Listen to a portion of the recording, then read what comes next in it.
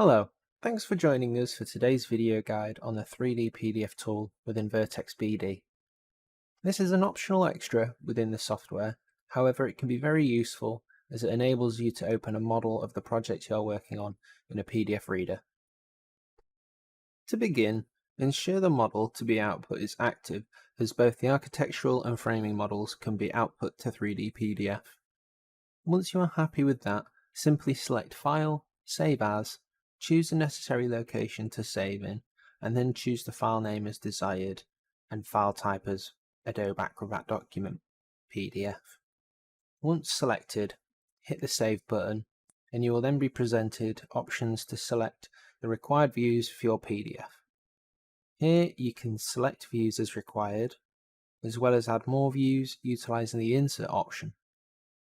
Once you've chosen your required views, select OK and your 3D PDF will be created.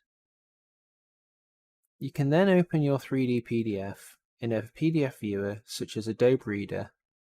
When you open your 3D PDF, you'll have a static image displayed. Click the image to activate the 3D model. With the model then activated, you have a variety of options available for you. You can manipulate the model and rotate it to have a look at different angles of it. And via the right click menu, you can utilize options such as the 3D measurement tool. Simply select the line to measure and place the measurement as required.